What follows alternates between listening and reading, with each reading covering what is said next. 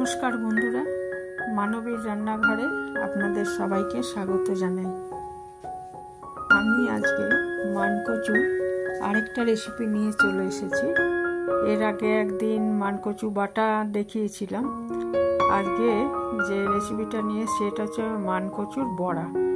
অসম্ভব টেস্টি হয়, আর এটা থাকলে গরম ভাতে আর কিছু লাগবে না, এটা দিয়ে ভাত খাওয়া হয়ে যাবে। আর মানকচু কিন্তু প্রচণ্ড উপকারী, অনেক গুণ আছে। তো একরকম তো আর ভালো লাগে না, সেই জন্য নানা রকম আরও অনেক রকমের রেসিপি হয়। তো আমি বাটাটা দেখিয়েছিলাম, আজকে বড়ার রেসিপিটা দেখাবো। খুবই সহজ এবং খুব কম উপকরণেই এটা তৈরি হয়ে যায়। এর জন্য আমি এক টুকরো, এটা আমার বাড়িরই মানকচু, বাড়িতে গাছ রয়েছে, এক টুকরো আমি মানকচু নিয়ে নিয়েছি। খোসাটা খুব মোটা করে ছাড়াতে হবে। মোটা করে ছাড়িয়ে নিয়ে একটু বড় বড় করে টুকরো করে একটু জলে ভিজিয়ে রেখেছি। তারপরে এটাকে ধুয়ে আমি প্রেসার কুকারে 3-4টে সিটি দিয়ে সেদ্ধ করে নেব। প্রেসার কুকারে সেদ্ধ না করলে, কড়াইতে করলে সময় অনেক বেশি লাগবে, সেই জন্য আমি প্রেসার কুকারে এটাকে সেদ্ধ করে নিচ্ছি। এটা পরিমাণ মতো জল দিয়ে আমি সেদ্ধ করে নিচ্ছি। এখন কিন্তু নুন দিইনি, এমনি সেদ্ধ করে নিচ্ছি।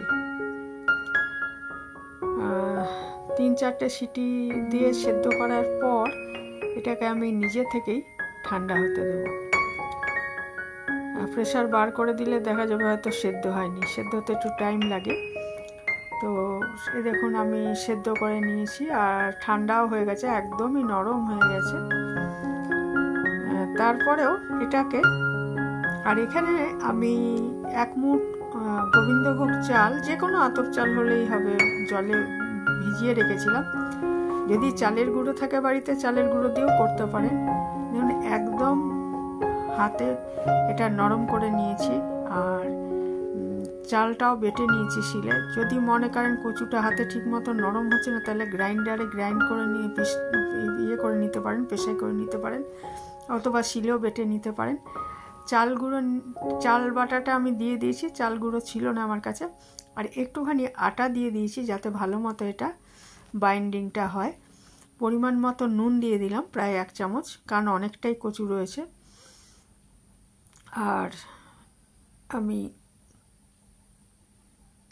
এটা এরপরে এর মধ্যে দিয়ে দিচ্ছি হলুদ, আর একটু কাঁচা লঙ্কাগুলো খুব ঝাল বলে 3টে দিয়েছি, 4 না হলে 4-5টা দিতে হবে। এটা একটু শিলেই বেটে নিয়েছি, নিয়ে এটার সাথে মিশিয়ে দিচ্ছি। তাহলে নুন, হলুদ আর কাঁচা লঙ্কা, আর ওইদিকে হচ্ছে চাল বাটা, আর কিন্তু কিছুই লাগেনি। আর 1-2 চামচ মতো আমি আটা দিয়েছি। আটাটা দিতেই হবে এমন নয়, যাতে ভালো মতো এটা মাখা ভাবটা আসে, ওই জন্য মাখাটা যাতে ভালো হয় সেই জন্য একটু আটা দিয়েছি। আটা দিতেই হবে এমন নয়। আর চাল বাটাটা দিলে কি হবে, মুচমুচে হবে বড়াগুলো। যে ভালো করে সব মেখে নিয়েছি। এবার একটা কড়াইতে সর্ষের তেল নিয়ে নিয়েছি পরিমাণ মতো, সাদা তেলেও ভাজতে পারেন। সর্ষের তেলটা খুব ভালো মতো গরম হয়ে গেলে এতে আমি বড়ার আকারে ওই ইয়েটা, মানকচু যেটা আমি মেখে রেখেছি চাল এবং ওসব জিনিসগুলো দিয়ে, সেটা।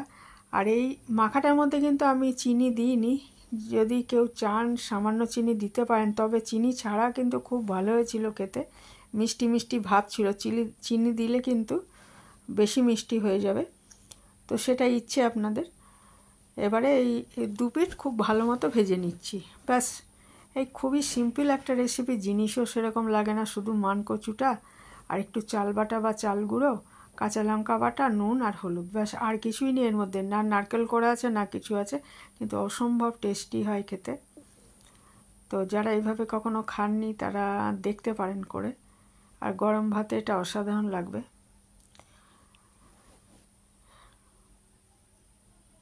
নতুন বন্ধু যদি কেউ এসে থাকেন, চ্যানেলে সাবস্ক্রাইব করার অনুরোধ রইল চ্যানেলটা। আর পুরানো বন্ধুদের অনেক ধন্যবাদ। আর বন্ধুদের মধ্যে অনেকেই লাইক দেন না, একটা লাইক দিয়ে তারপরে কমেন্ট করবেন, এটা অনুরোধ। অনেকে শুধু কমেন্ট করে চলে যান, সেটা মানে এই আর কি, আমার এক প্রস্থ ভাজা হয়ে গেলে এইভাবে সমস্তগুলো ভেজে নেব বড়াগুলো।